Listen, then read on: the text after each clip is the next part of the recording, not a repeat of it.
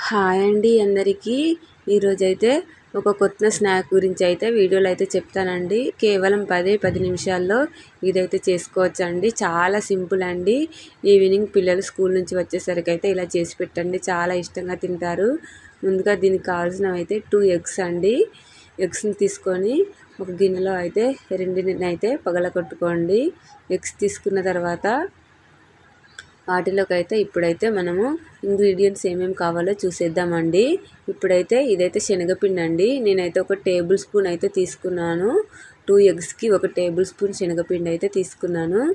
ఒక table spoon శనగపిండి తీసుకున్న తర్వాత ఇప్పుడైతే దీనిని అయితే మంచిగా బీట్ చేసుకోండి. మీ దగ్గర ఏది ఉంటే దాంతో. నేనైతే ఇలా ఫోర్క్తో అయితే కలుపుకుంటున్నాను.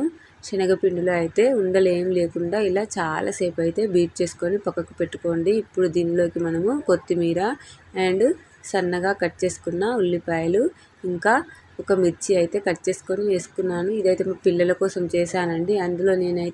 అందుకే దీనిలో అయితే ఏం మసాలాలు అయితే ఏమీ యాడ్ చేయలేదండి. చాలా సింపుల్గా చేశాను. మసాలాలు మంచివి కావని పిల్లలకు. ఓన్లీ ఆనియన్స్, కొత్తిమీర, ఒకటే మిర్చి అయితే కట్ చేసి వేసుకున్నాను. ఇలా వేసుకున్న తర్వాత దీనిని కూడా ఇలా మంచిగా కలుపుకొని పక్కకు పెట్టుకోండి. ఇప్పుడైతే దీనిలోకి కొంచెం కారం అయితే తీసుకుందాము. ఒకటే మిర్చి వేసుకున్నాను కదా, అందుకే కొంచెం అయితే కారం అయితే వేసుకున్నాను.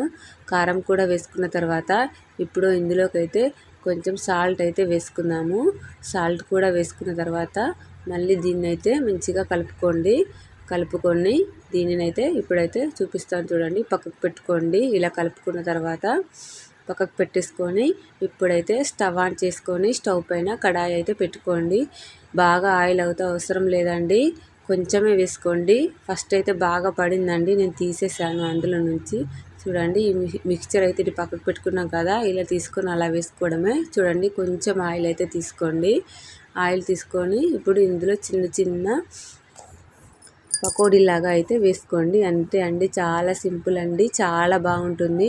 కేవలం 10 మినిట్స్లోనైతే అయిపోతుంది. చూడండి ఎంత బాగా పొంగుతున్నాయో. చాలా చాలా టేస్టీగా ఉంటుంది. తప్పకుండా ట్రై చేయండి. ట్రై చేసి అయితే కామెంట్ చేయండి ఎలా వచ్చిందో ప్లీజ్ అండి. చూడండి, ఇవైతే వేగిపోయాయి కదా ఒక సైడు, మళ్ళీ ఇంకొక సైడ్ అయితే తిప్పుకొని వేసుకోండి. ఇలా మీడియం ఫ్లేమ్ ఆర్ లో ఫ్లేమ్లో వేయించుకోండి. బాగా హై ఫ్లేమ్లో వేయించుకుంటే మాడిపోతాయి, తెలుసు కదా. ఒకవైపు కాలిన తర్వాత తిప్పుకొని ఇంకోవైపు అయితే వేసుకొని వాటిని అయితే మంచిగా ఉడకనివ్వండి, బాయిల్ కానివ్వండి. లేకపోతే కొంచెం నీచు వాసన అది వస్తుంది, ఎందుకంటే ఎగ్ కదా. చూడండి, ఇంకోవైపు అయితే తిప్పుకున్నాను. అంతే అండి, చాలా చాలా సింపుల్ రెసిపీ అండి. తప్పకుండా ట్రై చేయండి. అలాగే వీడియో నచ్చితే ప్లీజ్ అండి తప్పకుండా లైక్ ఇవ్వండి. ఇంకా ఇలాంటి మరిన్ని వీడియోస్ కోసము ప్లీజ్ అండి సపోర్ట్ చేయండి.